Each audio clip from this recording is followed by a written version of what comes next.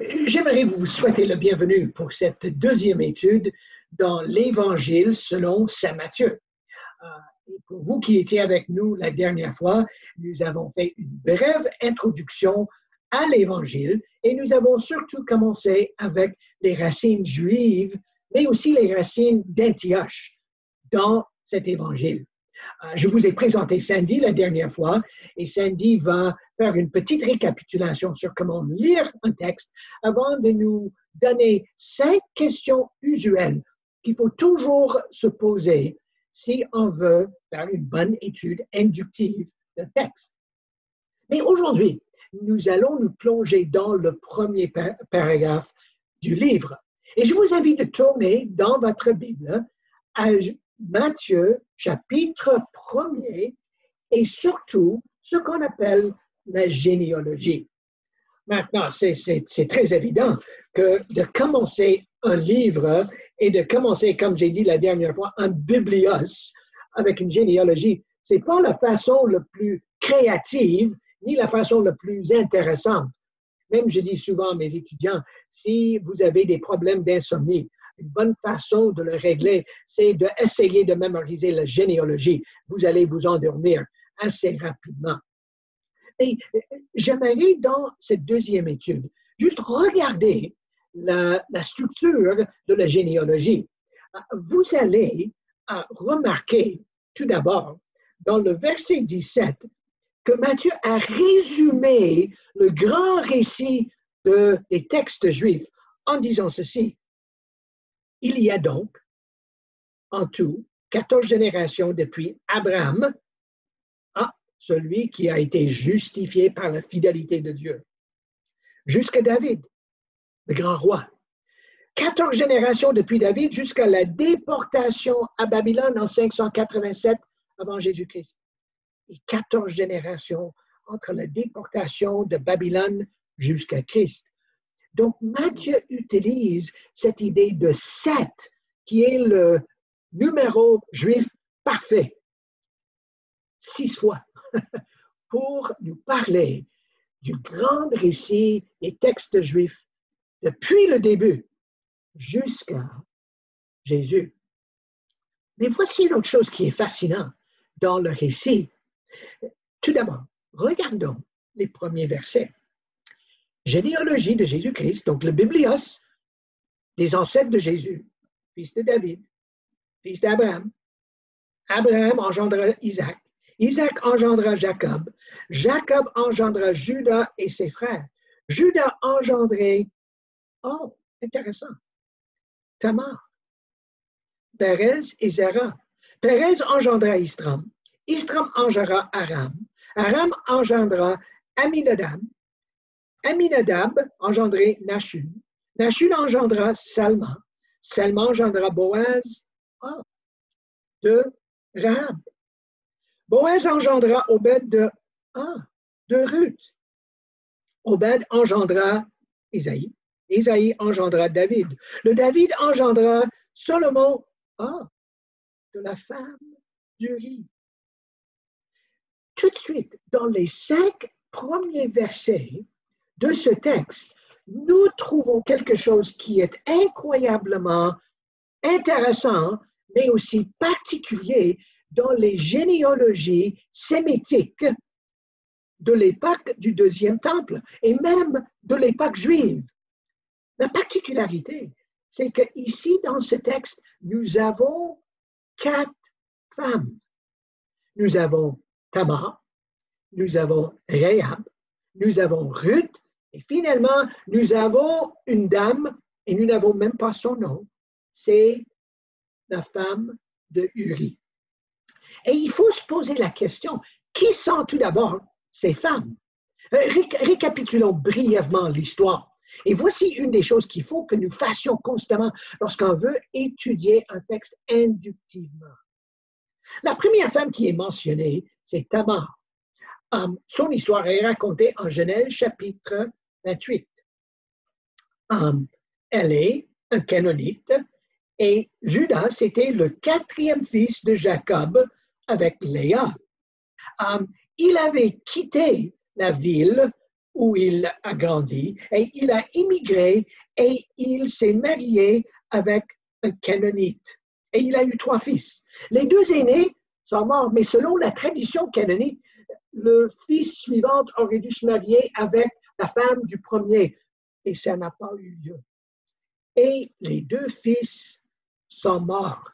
Donc maintenant, Judas se trouve sans héritage et Tamar, elle n'a pas d'héritage. Mais, selon la tradition, elle voulait être justifiée. Donc, elle devient une prostituée. Et elle s'est prostituée avec nul autre que son beau-père, Judas. Et elle s'est protégée en gardant un sceau, un dépôt que Judas lui a donné. Lorsque c'était découvert qu'elle était enceinte hors mariage, Judas voulait le faire lapider. Mais elle s'est présentée avec les biens de Judas. Et qu'est-ce que Judas dit en Genèse 38? Il a dit, « Elle est plus juste que moi. » Donc, imaginez, Tamar, une Canaanite qui s'est prostituée, est une partie intégrale de la généalogie de Jésus. Le deuxième, elle est un peu plus connue, elle s'appelle Rahab. Son histoire se trouve en Josué 2 et en Josué 6. Et nous apprenons qu'elle aussi est une Canaanite, elle est une prostituée. Elle avait gardé les 2 espions qui ont été envoyés depuis l'autre côté de Juda et à l'autre côté de la région. Et lorsqu'ils ont espionné, elle les a protégés. Mais comme preuve de sa justice et de sa fidélité, elle a livré la ville de Jéricho aux Israélites et Josué. Donc, imaginez, Rahab, une Canaanite, une prostituée, fait aussi partie de la généalogie de Jésus. La troisième femme avait une histoire beaucoup plus glorieuse. Elle s'appelle Ruth. Il y a un livre dédié à elle. Elle est une Moabite. Et lors d'une famine, elle a quitté Juda et elle est allée habiter en Moab. Sa belle-mère, Naomi, est immigrée et elle est allée habiter parmi les Moabites. Ruth est devenue une des belles-filles de Naomi. Mais lorsque la famine a continué, Naomi a décidé de retourner en Israël. Et elle a plaidé avec Orpha et Ruth de rester chez elle. Mais Ruth ne voulait pas. Ruth l'a accompagnée jusqu'à Bethléem. Et elle a travaillé dans les champs de Boaz, un homme très reconnu, un homme de la bourgeoisie de Bethléem. Et dans des circonstances les plus bizarres de la Bible, elle couche avec Boaz et elle devient sa fiancée. Et finalement, elle devient son mari, son épouse et aussi la belle-mère, l'arrière-grand-mère de David.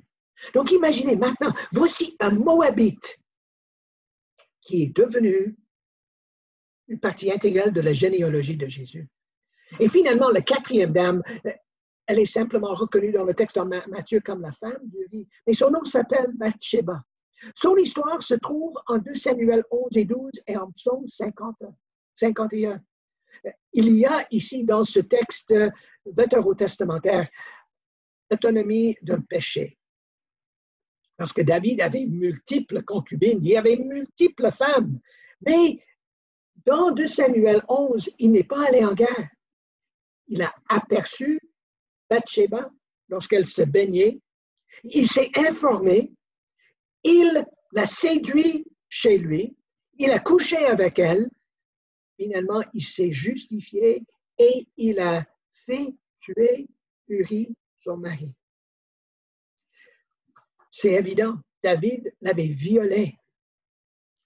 Il a fait le complot pour faire mourir son mari. Le fils issu de ce lien avec Bathsheba est mort. Et il est devenu un scandale, selon chapitre 12, à tous ses ennemis. C'était la déception énorme. Mais Bathsheba, qui est la victime de ce complot et de ce viol, est devenue la mère de Salomon et elle fait partie de la généalogie de Jésus. Maintenant, depuis l'Église primitive, les interprètes posent la question, comment ça se fait qu'il y a ces 4 femmes dans la généalogie de Jésus? Les premiers à poser les questions et de répondre à la question, c'était le grand évêque de l'Église d'Alexandrie qui s'appelait Origène, et il y avait une autre interprète de l'Église primitive qui s'appelle Jérôme. Et tous les deux ont regardé les récits et ils ont dit, ces 4 femmes étaient des pécheresses. Et elles représentent le fait que Jésus est venu mourir pour les pécheurs. Maintenant, leur raisonnement et leur interprétation n'est pas fausse, sauf que la dernière fois que j'ai regardé, tous les hommes dans la généalogie de Jésus étaient aussi les pécheurs. Donc, il n'y a rien de particulier avec le péché de ces 4-là. Lors de la Réforme, Martin Luther a repris la recherche. Et lui, il a admis, oui, ces 4 femmes étaient des pécheresses.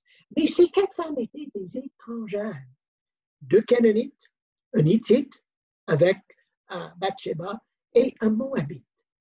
Et Martin Luther a dit, n'est-il pas intéressant? Jésus est venu pour les nations. Et le sang et le code génétique des nations se trouvent en Jésus-Christ.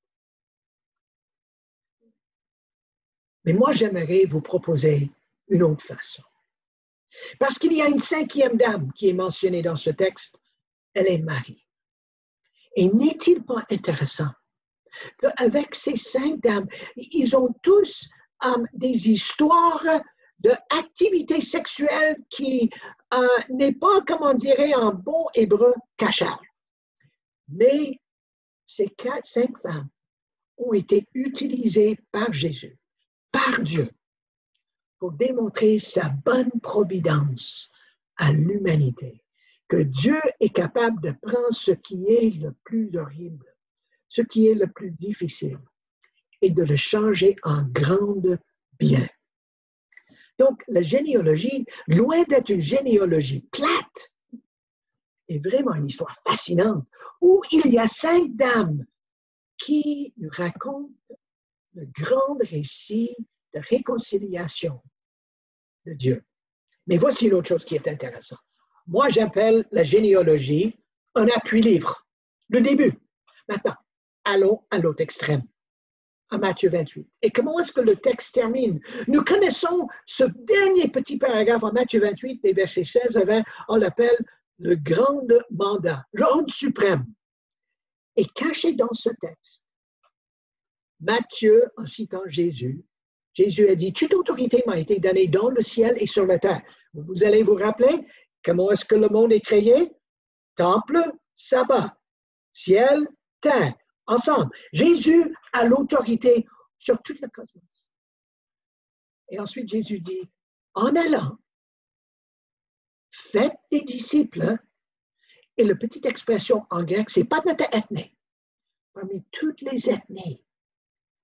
Et moi, je peux facilement imaginer que Matthieu disait à ses communautés à Antioche, et en passant, toutes ces ethnies habitent ici à Antioche. Il faut faire des disciples parmi les gens de notre ville. Donc, le texte commence avec la pluralité ethnique qui se trouve dans le code génétique de Jésus. Et à la fin du texte, l'autre appui-livre nous dit, en allant, faites des disciples parmi toutes les ethnies, là où nous habitons. Ça, c'est le grand mandat que Jésus a incarné et que Jésus nous donne. Mais afin de nous aider de comprendre davantage comment étudier un texte comme on vient de faire, Sandy va nous parler de la première grande question qu'on pose lorsqu'on fait une étude inductive. On pose la question, qu'est-ce que le texte dit dans son contexte? Pour ainsi dire, comment observer le texte. Dans la première étude, je vous ai parlé à propos de comment lire la Bible, comment lire l'Évangile. Et j'espère que vous vous êtes procuré d'une Bible qui vous plaît, qui est accessible pour vous au niveau de lecture que vous aimez et que vous avez commencé à lire l'Évangile de Matthieu. J'espère que vous avez peut-être fini la première lecture du chapitre 1 jusqu'au chapitre 28. Mais sinon, continuez. Vous allez arriver. Et on a parlé de la lecture comme si c'est pour la première fois, de lire dans les versions différentes, de imaginer que vous êtes dans la scène et que vous prenez le personnage qui vous intéresse le plus, et de lire avec un objectif. Qui est Jésus? Qu'est-ce que c'est qu'un disciple? Comment suivre Jésus? La méthode inductive consiste en une étude approfondie des parties du livre dans le but d'une compréhension plus profonde du tout. Quand vous prenez un passage, 8 à 20 versets, disons, que nous appelons parfois un péricope, mais ça peut être comme un paragraphe, vous allez étudier ce paragraphe, cette péricope, d'une façon un peu plus approfondie en utilisant différentes questions. Je vous suggère pour la prochaine étude que vous preniez Matthieu 1, verset 18 à la fin du chapitre. C'est à peu près une vingtaine de versets, pas plus. Et vous allez étudier le passage de la façon suivante. Premièrement, qu'est-ce que nous sommes en train de faire dans une étude inductive? Alors, j'aimerais vous montrer juste une petite citation que j'aime beaucoup à propos de l'étude d'un texte biblique. Pour écouter la parole de Dieu, pour étudier et écouter la parole de Dieu, on cherche à écouter le texte selon son message, pas le nôtre. Ça, c'est un grand défi pour nous qui connaissons très bien la Bible. Mais nous voulons laisser le texte parler pour soi-même. Les Écritures sont le sujet et nous sommes l'objet. Pendant que nous les étudions, les rôles sont renversés d'une façon temporaire. Mais à la fin, nous devons reprendre nos rôles originaux, que le texte est le sujet qui travaille sur nous. Nous sommes l'objet. Ainsi, nous avons accès à la spiritualité du texte. Ça vient du livre de Gordon Fee, Listening to the Spirit in the Text. Moi, j'aime dire, pendant que je travaille sur le texte travaille en moi. Alors, c'est ça ce qui arrive. Nous allons poser plusieurs questions. Ça va sembler un peu académique ou un peu rigide au début, mais pendant que vous regardez le texte en utilisant ces questions, le texte va commencer à travailler en vous. Et c'est ça que nous voulons, que notre passion pour Jésus vient à travers l'étude et la lecture de son évangile. Dans une carrière que j'avais quand j'étais plus jeune, j'ai pris une formation et j'étais pigiste comme journaliste. Pendant une vingtaine d'années, j'étais journaliste pour la communauté chrétienne au Québec. Et comme tout journaliste, j'ai appris comment poser et répondre à 5 questions principales. Qui, quoi, quand, où et pourquoi. Alors, nous allons devenir les petits journalistes ou les détectives, si vous voulez. Si vous aimez plus les romans mystères détectives, vous pouvez agir comme un détective.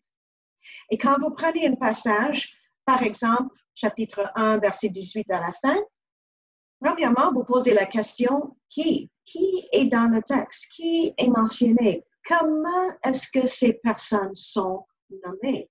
Dans le texte du chapitre 1, que vous allez étudier avec Len à la prochaine étude, vous allez voir que c'est Joseph, principalement. Mais il y a d'autres personnages. Alors, si vous voulez mettre le texte sur votre écran avec un petit espace blanc sur le côté, vous pouvez dire, OK, qui? Bon, c'est Joseph. Petit indice, il y a un ange et il y a d'autres choses qui se passent. Et vous pouvez écrire, OK, Joseph, l'ange et les autres. Puis vous rapportez ou vous pouvez juste souligner avec une certaine couleur les personnages qui sont mentionnés dans le texte. Ça, c'est la première chose. Qui est présent? Deuxième question, quoi? Ça, c'est l'action. Là, vous allez chercher, alors écoutez, vous allez chercher les verbes. Oh non, on retourne à l'école. Mais c'est pas compliqué. Vous connaissez tous les verbes. Ça peut être dans le passé composé, ça peut être à l'imparfait, ça peut être au présent, ça peut être un subjonctif, etc. Et encore, vous allez choisir soit une couleur ou un soulignement et vous allez souligner tous les verbes dans le texte. Là, vous allez remarquer, peut-être il y a un verbe qui est répété plusieurs fois. Peut-être il y a un verbe que vous connaissez plus ou moins. Peut-être il y a un verbe qui pique votre curiosité. Alors, vous allez souligner tout ça et ça répond à la question. Quoi? Quelle est l'action dans le passage? La troisième question, c'est quand? Quand est-ce que ces choses arrivent? Est-ce qu'il y a un laps de temps? Est-ce qu'il y a une chose qui arrive et ensuite une autre et ensuite une autre? Alors, ça, c'est vraiment dans le temps qu'on va regarder. Quand est-ce que ces choses arrivent? Juste pour vous mélanger un peu plus, ça peut être un temps, si on peut dire, théologique. Ça peut être un temps à l'avenir. Ça peut être un temps au futur. Alors, il y a un temps physique. Cette chose est arrivée, ensuite ça, et ensuite ça. Ou ça peut être un temps plutôt théorique ou théologique. La quatrième question, c'est où? Où est-ce que ces choses sont arrivées? Est-ce que c'était dans une ville, un village, dans la maison de quelqu'un, sur la route? Est-ce que c'est une ville qui peut-être vous aimeriez voir quelles étaient les choses importantes à propos de cette ville? Comme Glenn vient de faire avec Antioche. Antioche n'est pas vraiment mentionné dans l'évangile de Matthieu, mais nous savons, dans le contexte de cet évangile, Antioche était important pour Matthieu. So, où? C'est les lieux, les sites géographiques, ça peut être les lieux théologiques, ça peut être dans mon cœur, au ciel, dans les régions de Hadès. Alors, ça peut être des lieux un peu plus philosophiques ou théologiques, si vous voulez. Mais normalement, dans les évangiles, dans les récits, c'est un vrai lieu et un vrai temps. Cinquième question, pourquoi? Alors, nous avons qui est nommé, quoi, c'est quoi l'action, quand est-ce que ces choses sont arrivées, est-ce qu'il y a une série d'événements, ou est-ce que c'est un site géographique ou un lieu théologique, et cinquièmement, pourquoi? Est-ce que l'auteur donne les raisons pour certaines choses qui sont arrivées? Est-ce qu'il répond à la question pourquoi dans le texte? Alors, ce n'est pas un pourquoi où nous commençons à interpréter par nous-mêmes qu'est-ce qui se passe dans le texte. Pas encore. La question de pourquoi dans l'observation, qu'est-ce que le texte dit, est vraiment une raison qui est donnée dans le texte. Alors, souvent, les explications de l'auteur sont vraiment importantes pour nous de comprendre le texte. Donc, pour récapituler, on est toujours dans le chapitre 1er. On a vu dans un premier temps comment lire un texte. Et aujourd'hui, nous avons commencé de répondre à la question comment observer le texte. Qu'est-ce que le texte dit dans son contexte? Afin de vous aider dans nos études, nous avons créé 2 outils pour vous. Et le premier, c'est Suivre Jésus. Dieu nous invite dans une formation de disciples qui transforme une série de 20 études sur les 5 discours dans l'Évangile de Matthieu. Mais les choses que Sandy nous enseigne se trouvent dans le manuel qui se trouve, la méthode inductive d'études bibliques. Et les choses qu'elle a décrites sont documentées dans le manuel. Vous pouvez procurer ces 2 outils en contactant le bureau de la chapelle, soit par téléphone ou par courriel. Et nous allons vous envoyer une copie de ces documents en PDF. Donc, pour terminer cette 2e étude, j'aimerais vous inviter de prier avec moi. Prions ensemble. Dieu créateur, rédempteur, et celui qui nous sanctifie, nous sommes profondément contents. Nous sommes remplis de gratitude que tu nous as laissé le récit de tes grands plans pour le cosmos, dès la création jusqu'à aujourd'hui, mais centré sur Jésus. Donc, Seigneur, sois avec ceux et celles qui sont présents avec nous, qui écoutent ces études. Seigneur, je prie pour eux, pour qu'ils puissent devenir des disciples, comme toi, tu nous as enseigné d'être tes apprentis. Et dirige-nous. Au nom de Jésus. Amen. Donc, je vous souhaite une bonne journée et je vous attends pour notre troisième étude.